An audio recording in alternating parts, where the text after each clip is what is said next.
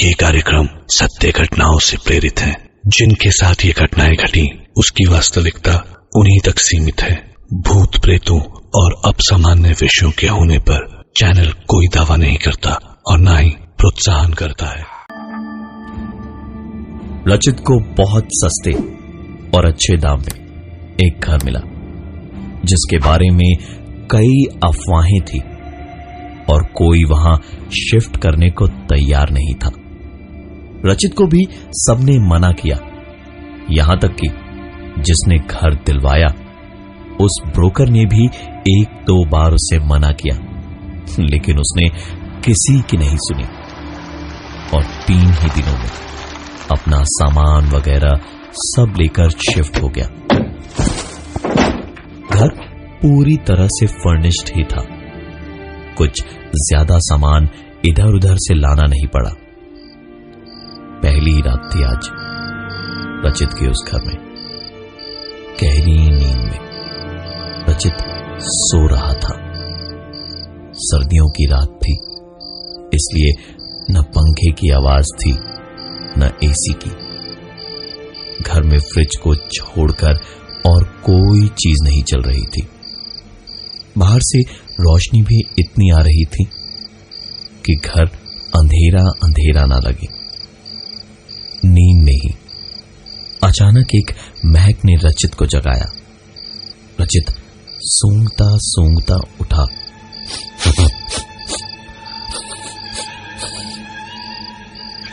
तो पाया कि गैस लीक हो रही थी।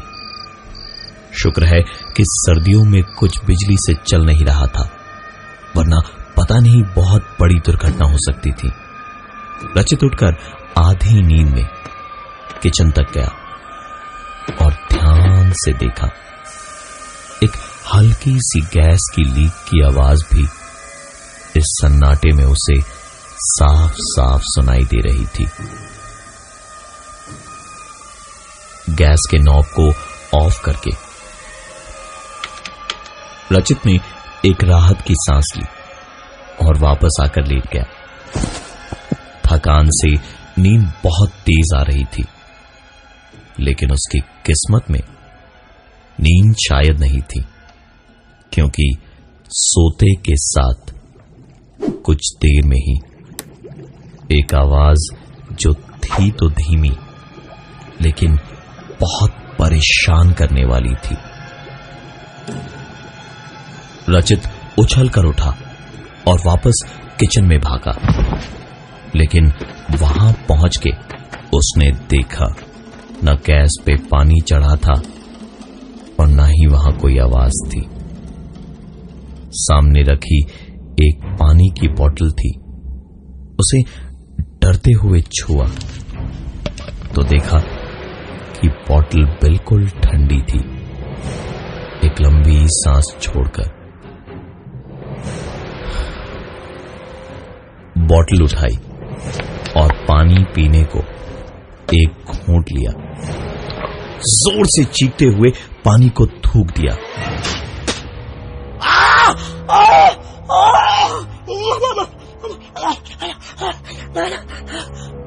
रचित का पूरा गला जल गया था।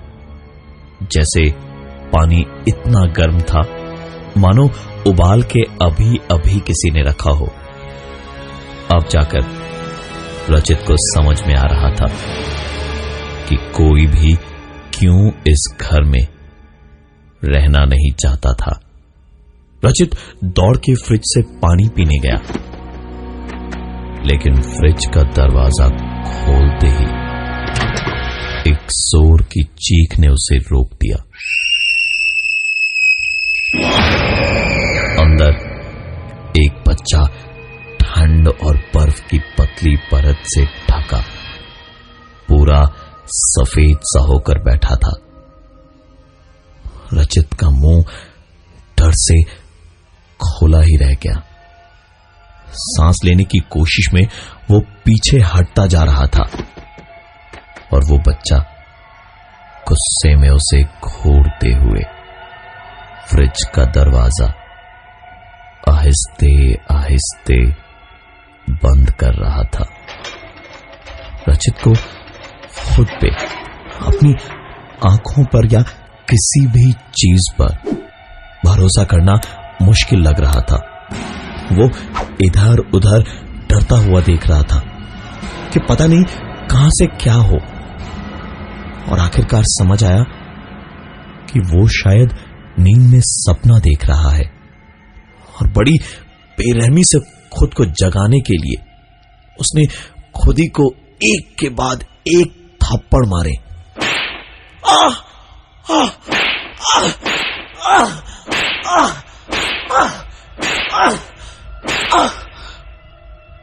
लेकिन फिर उसे समझ आया कि वो सो नहीं रहा था, यह सब कुछ हकीकत में हो रहा था।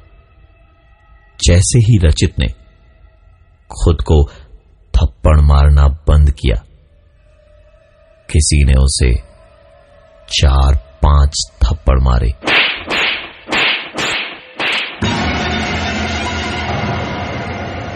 और एक हल्की सी डरावनी हंसी उस हॉल में गूंज गई।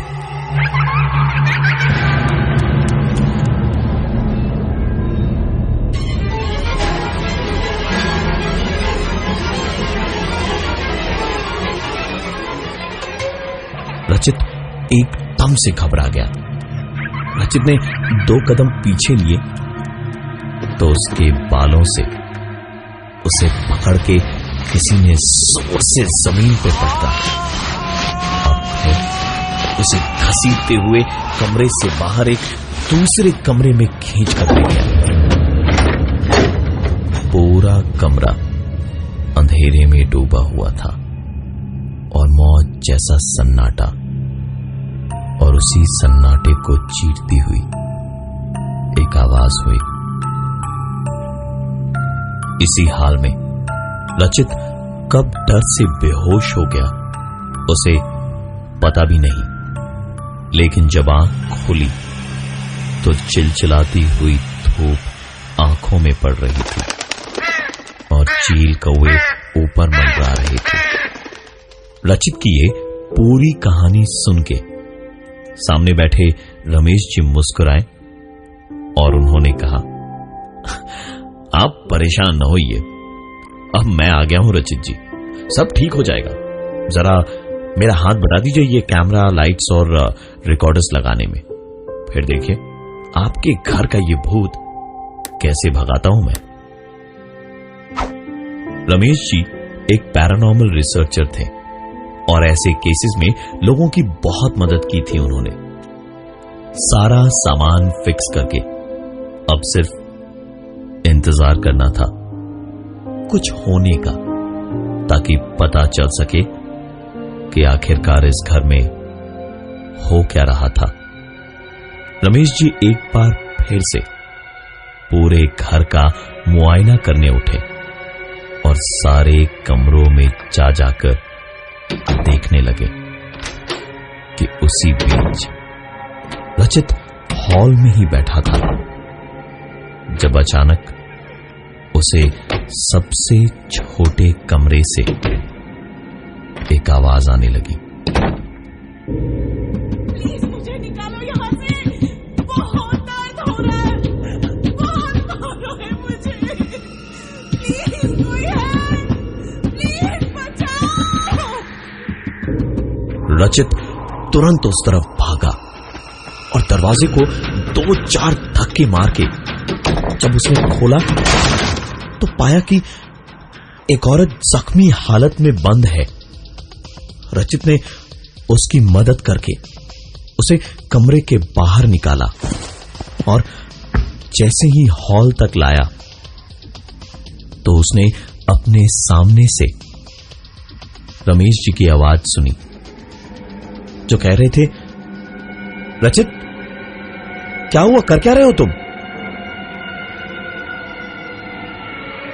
रचित ने कहा, रमेश जी ये औरत अंदर वाले उसका। लेकिन अपनी बात रचित पूरी नहीं कर पाया, क्योंकि बोलते ही बोलते जब वो पलटा तो उसने देखा कि वहां कोई नहीं था।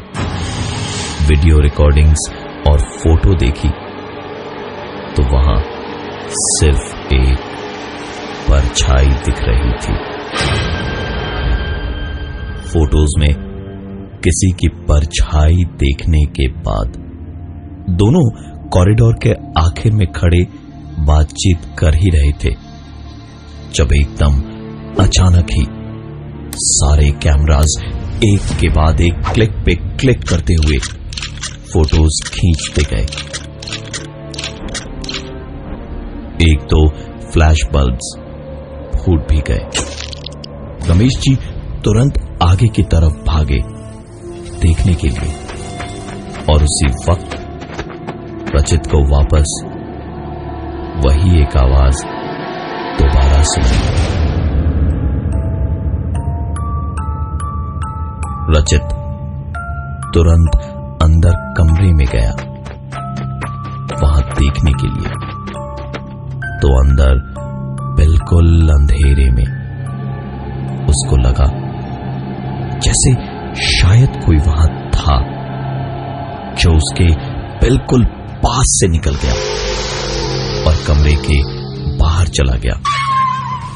रचित तुरंत पीछे पीछे बाहर आया और देखा तो ऐसा लगा जैसे जो भी था वो कमरे से निकलकर कॉरिडोर में दोनों तरफ लगे कैमरास के बीच से निकलकर सामने वाले कमरे के दरवाजे के ठीक सामने खड़ा हुआ। कैमरास फोटो क्लिक करते गए और दरवाजे पर जैसे कोई रुकता है वैसे ही एक सेकंड को जैसे सारे कैमरास टर्न करके वहीं पर क्लिक करने लगे और फिर दरवाजा हल्का सा खुल के बंद हो गया। कंप्यूटर से कनेक्ट करने पर तस्वीरें देखकर ऐसा समझ आ रहा था जैसे कोई पूरे घर में उस कमरे से निकलकर कॉरिडोर में दौड़ता हुआ जाकर उस कमरे में चला गया। सभी तस्वीरों में दिखाई कोई नहीं दिया सिवाय एक साए के। अब वीडियो निकालकर चेक करने की बारी आई। कंप्यूटर से कनेक्ट करके जब वीडियो चला तो पूरे वीडियो में साफ साफ दिखाई दिया कि वही बच्चा जिसे रचित ने अपने फ्रिज में देखा था वो उस कमरे से निकला और कॉरिडोर में से दौड़ता हुआ दूसरे वाले कमरे तक गया और दरवाजे पर एक सेकंड रुककर खड़ा हुआ, पलटकर कैमरा में देखकर मुस्कुराया और फिर कमरे में घुस के उसने दरवाजे को बंद कर दिया। कोई भी होता तो इस हालत में घबरा जाता, लेकिन रचित के हाथ तो जैसे कोई खजाना लग गया था। उसने हंसते हंसते रमेश जी से कहा, रमेश जी, आपकी मदद से तो मैं बड़ा अमीर आदमी बन जाऊंगा। ऐसी फोटोज और ऐसे वीडियोस तो तहलका मचा देंगे, और अगर कोई सबूत चाहेगा तो यहाँ एक हफ्ते का मैं स्टे भी दिखा दूंगा। ये घर खरीदना तो सचमुच मेरे लिए बहुत ही अच्छी डील निकली। रमेश जी ने ये सारी बातें सुनने के बाद उससे कहा, गलती से भी ऐसा कुछ करने की सोचना भी मत। अभी जो भी कहा तुमने भूल जाओ। यकीन ना हो तो दोबारा फोटोज और वीडियोस देख लो, समझ जाओगे कि अगर तुमने ऐसा किया तो तुम्हारे साथ क्या होगा। फोटोज और वीडियोस जब रचित ने दोबारा देखे तो उनमें न कोई साया था न कोई बच्चा, बल्कि खुद रचित था और जख्मी हालत में था, या फिर शायद उसकी लाश थी। रचित को हॉल में बिठाकर रमेश जी बाहर हालचाल देखने गए। जब अंदर रचित के ही बेडरूम से किसी औरत के चीखने चिल्लाने की, मारने पीटने की आवाजें आने लगी, रचित अपने कमरे की ओर दौड़ा, लेकिन उसके पहुंचने से पहले ही रचित की तो जैसे धड़कन ही थम गई थी। वो धीमे धीमे वहां पहुंचा तो देखा कमरा तो खाली है। रचित ने तुरंत लाइट जलाई तो लाइट जलते ही हल्की सी आवाज होकर लाइट फ्यूज हो गई। वो बाहर निकले इससे पहले ही उसे बेसमेंट की ओर के दरवाजे से एक आवाज आने लगी। रचित ने तुरंत बेसमेंट का दरवाजा खोला और सीधा सीढ़ियों से नीचे गया, और वहां पहुंचते ही वो आवाज बंद हो गई। रचित अंधेरे में इधर उधर अंदाजे से चीजें टटोलता हुआ आते ही मोबाइल की लाइट जला के देखा कि सामने रमेश जी खड़े थे। रचित ने तुरंत उन्हें देखते ही कहा, आप यहां कैसे? आप तो बाहर थे ना? उन्होंने पीछे की दीवार की ओर इशारा करते हुए रचित से कहा, तुम्हारे बेसमेंट तक आने के लिए एक और रास्ता है जिसका शायद तुम्हें पता नहीं। आओ मैं दिखाता हूं, वहां कुछ है जिसकी वजह से ही शायद इतनी दिक्कतें हैं इस घर में। इतना कहके वो रचित को एक कोने में ले गए जहां एक छोटी सी कोठरी बनी है जिसमें एक बच्चे का कंकाल था। रमेश जी ने कहा कि रचित उस कंकाल का दाह संस्कार अच्छे से करवा दे तो शायद सब कुछ ठीक हो जाए, और जब तक वो ये सब करवा के लौटेगा नहीं तब तक रमेश जी घर में ही रह के इसकी निगरानी रखेंगे। रचित ने भी देखा कि शायद इसी में भलाई है। वो गया और सारा क्रियाकर्म करवाकर वापस आया, लेकिन वापस घर आने के बाद उसे एक झटका और लगा।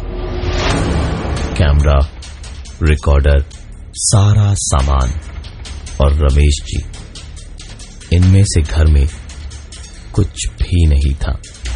पूरा घर उसने छान मारा, लेकिन रमेश जी या उनका कोई सामान उसे नहीं मिला।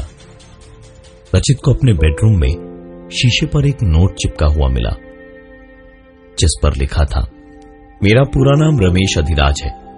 वो जख्मी औरत मेरी बीवी है और वो बच्चा मेरा ही था। मैं शहर के बाहर गया था जब कुछ लोगों ने घर में डकैती के सिलसिले से आकर उन दोनों को मार दिया। कुछ साल के बाद में मैं भी मर गया। यहां जो भी रहने आया, हमने उनसे सिर्फ यही एक मदद मांगी थी जो आखिरकार तुमने पूरी की, क्योंकि सब डर के भाग गए, लेकिन तुम नहीं। मेरे बेटे को आज मुक्ति मिल गई, लेकिन हम दोनों को नहीं मिली। हम दोनों इसी घर में रहेंगे, लेकिन तुम्हें कभी तंग नहीं करेंगे, क्योंकि तुमने वो किया जो किसी और ने हमारे लिए नहीं किया। रचित के पास ये एक सबूत तो था कि इस दुनिया में भूत प्रेत और आत्माएं होती हैं, लेकिन मानता कौन कि ये चिट्ठी मरे हुए रमेश जी की आत्मा ने लिखी थी।